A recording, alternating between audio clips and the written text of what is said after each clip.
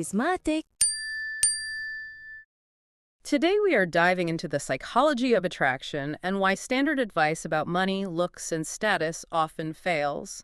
We are exploring a source that argues attraction is actually driven by internal state, emotional stability, and self-validation. Hello, everyone. Warm greetings to you all. We're really happy to be back with another episode. At Karizmatik, we truly work around the clock to create content that's useful for you. More than 50 people contribute with care and precision across our network of channels so you can have the best possible experience. If you're enjoying this, please share the video with others. That small action helps the show reach more people and gives us the energy to keep going better and stronger. Shall we begin? Let's crush it. Okay, so let's unpack this. We've all seen this happen, or maybe, if we're being honest, we've been this person. I think so. The source we're looking at today paints a really specific picture that I think is going to resonate. It kicks off with a scenario that just feels, well, it feels almost unfair. It really does. So you have this guy who has done everything right, at least according to, society. Exactly. He's put in the time, like 2 years at the gym. He's got the physique. He's making good money, nice car, dresses well. I mean, on paper, he is the total package. Right, the checklist. He has ticked every single box that you're told women want. And we love the checklist because it feels controllable. If I do X, Y, and Z, I get the result. It's seductive. But here's the kicker. In the real world, in actual interactions, women are polite to him. But that's it. Just polite, no spark. No spark, no pursuit. He feels like he's doing all the heavy lifting. And then the source contrasts him with that friend. Oh, we all know that friend. The guy who breaks every single rule in the checklist. That's him. The one with the tiny studio apartment, maybe a beat-up car. No, major paper achievements to his name. Yeah. Yet somehow he just commands attention. Women are drawn to him. He has this magnetic pull that the perfect on-paper guy just doesn't. And that's the core question, isn't it? What does he have that the other guy doesn't? It's so frustrating for the guy who put in the work. Of course. He's thinking, I have the suit, I have the car, I have the muscles. Why is he winning? And this is where the source gets really interesting because it basically argues that everything men are taught about attraction, this whole idea of building external value to, buy attraction, or you might just be completely wrong. Or even counterproductive. The core thesis here is that attraction isn't a transaction. It's not about your resume.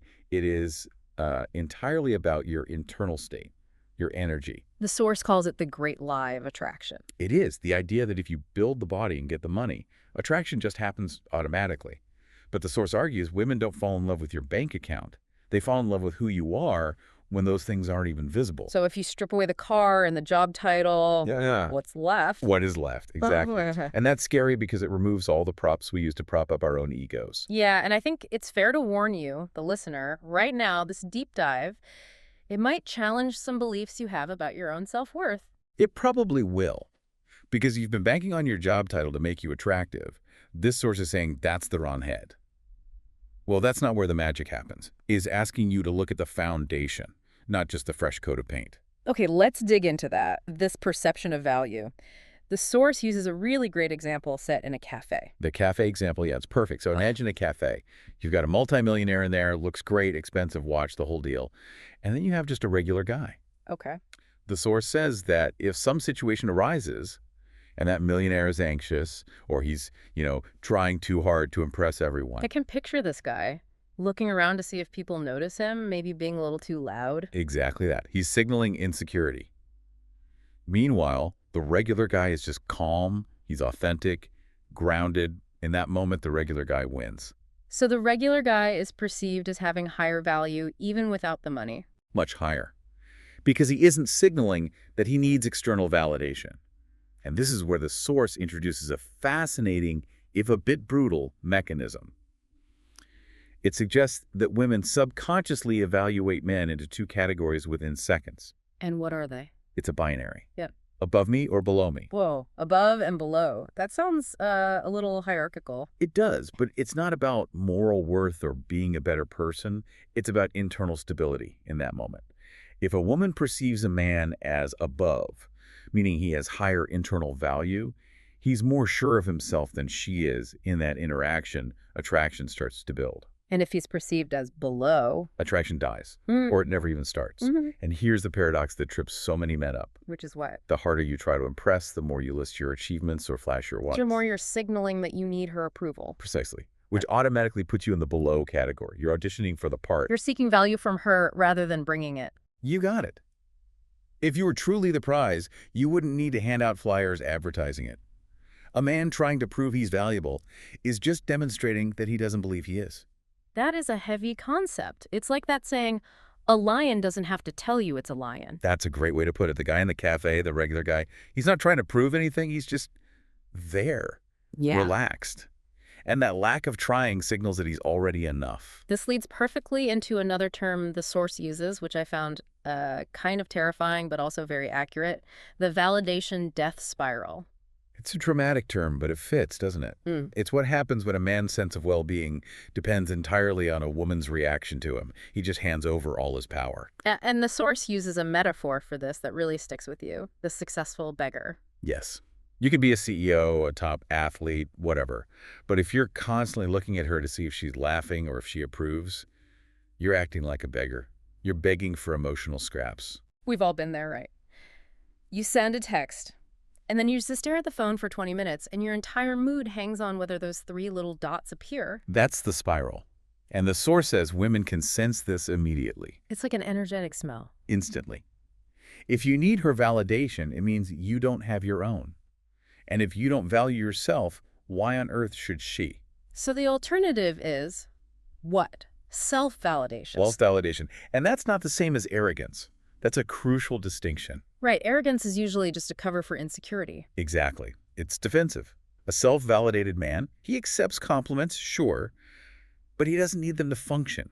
He doesn't crumble if someone criticizes him. His value is constant. It's like he's the cake and the compliment is just icing. But he's still a whole cake without it. Okay, like that. Yeah. Yes. And this connects to another psychological trigger, pre-selection. Now, this gets misunderstood all the time. Oh, for sure. People think it means you have to go flirt with a bunch of other women in front of the person you like to make them jealous, which, honestly, it just looks desperate. It does. It looks desperate and rude. The source is clear. Do not do that. There's just another way of trying to prove your worth. True pre-selection is an internal energy. It's the vibe of a man who has options. He isn't hungry. He's not starving for attention. He's not. It's the difference between going grocery shopping when you're full versus when you're starving. When you're starving, you'll grab anything. Oh, can't fake that. You cannot fake it. Right. If you pretend to be abundant, but inside you're panicking, it will be detected. It's about being genuinely okay with the idea that, hey, if this doesn't work out, I'm fine. And that energy is magnetic because it takes all the pressure off. Makes sense. Nobody wants to be the sole source of someone else's happiness. That's way too much pressure. It's exhausting, and it kills attraction. You want to be a partner, not someone's life raft. Thanks for staying with us up to this point. If it's been helpful, send it right now to one person. Your single share really motivates our team. Okay, so we've talked about validation and this idea of internal value, but the source goes deeper into what this internal state actually looks like. It talks about presence and this really powerful metaphor of being the rock. Right, and this is where we move from what not to do to what to be. The source distinguishes between conditional confidence and true confidence. Okay, so conditional confidence is what? It's fragile. It's based on the external stuff, the car, the abs, the money. If the stock market crashes or you get a flat tire, your confidence is gone. You're only confident when everything is going perfectly. Exactly. True confidence, on the other hand, comes from self-acceptance. It's being okay with who you are right now, flaws and all, and that creates presence. And the source says presence is incredibly rare. Why is that?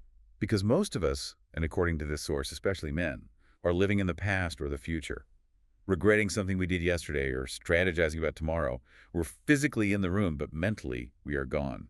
I'm so guilty of that. But, planning what I'm going to say next instead of actually listening, it's so hard to just be there. We all are. But a man who can truly listen, who is comfortable in silence, he creates what the source calls a magnetic field. He makes the other person feel truly seen. That's presence. And then there's the rock. I love this metaphor. It's a great one. The source uses it to explain emotional stability. It posits, and this is a generalization, but it's the framework, that women are more emotional, like the ocean. The ocean has storms, it has waves, it's always changing. So it can be calm one minute and a hurricane the next? Right. And the man in this dynamic needs to be the rock in that storm. Hmm. When the waves are crashing, the rock doesn't freak out. It doesn't move. It stays stable. So if she's having a bad day or is testing him or emotions are just running high for whatever reason? He doesn't react. He might respond, but he doesn't get swept away. His attractiveness is directly linked to his ability to stay emotionally grounded. If he gets angry or defensive because she's upset, he's no longer the rock. He's just more water in the storm. Exactly. He's just more water. Yeah.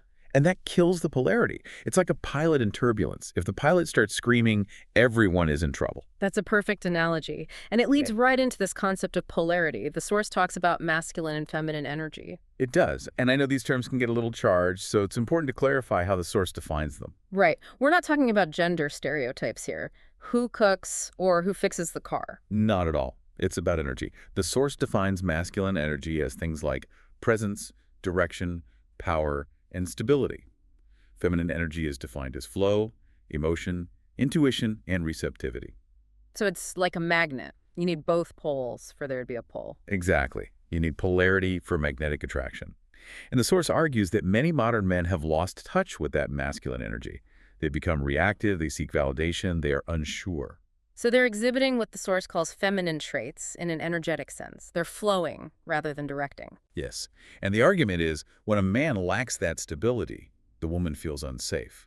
So she's forced to step into her own masculine energy to provide that structure for herself. And when she has to be the man in that energetic sense, She can't relax into her feminine energy, and attraction just evaporates. The source says that when a man is truly stable, when he's the rock, she can finally let go. She can trust him. And that's where deep attraction lives. there's also a controversial point in here about sexual discipline. Oh, yes. This is a big one. The source argues that if a man's primary goal is just sex, he has already lost the game. Because he wants something from her. Exactly. He's given her control over his emotional state. If his happiness for the night depends on whether or not he gets lucky, she holds all the cards. The source even suggests that the ability to decline a sexual opportunity or just be indifferent to the outcome signals immense value. It goes right back to that abundance mindset. I want you, but I don't need you. Precisely. It shows self-control. It shows that his values are higher than just physical gratification. And that is incredibly intriguing because it's so rare. So, wrapping this up, what does this all mean for someone listening? We've covered a lot of theory. How do we actually apply this? The source gives some pretty clear takeaways. The first one is a motive check. You have to be brutally honest with yourself. Are you going to the gym for you? Or are you doing it solely to get validation? Because if it's for validation, you're just building on sand. Correct. The moment you don't get it, you'll quit or get resentful. So the first step is to build a life you actually enjoy, regardless of who is watching. The second one is practicing presence, which is something we can all do right now. Right now, put the phone away. When you're talking to someone, be there. Listen to understand, not just to plan your reply. It creates that magnetic field we talked about. And then there's authenticity. Just stop playing a role. Stop trying to be the bad boy or the nice guy. Be you. The source emphasizes being comfortable with your own regularness. That's where real confidence begins. And finally, the ultimate hack, according to the source, inner peace. This is the foundation for everything. The argument is that if you can be happy with yourself in solitude, if you can sit alone in a room and feel at peace, not lonely, you become dangerous in a good way. Because you're self-contained, you're whole. You're whole. You aren't looking for someone to complete you. You're looking for someone to share your completeness with. And that energy, it's undeniable. It's the energy of that guy in the studio apartment. He's at peace, so he draws people into his world. It's a powerful shift. It takes the focus off of getting something from the world and puts it on being someone in the world. It's less about tactics and more about character. And that's a journey worth taking, no matter what your relationship status is. Because at the end of the day, you're the only person you are guaranteed to spend the rest of your life with. You might as well enjoy the company. Thanks for being with us to the end. If it helped, hit like, leave a sharp comment, and share it with someone who'd enjoy it. Every share helps more people find us. And don't forget to stay subscribed to Karizmatik. The best is yet to come. See you in the next episode. Stay charismatic. Karizmatik.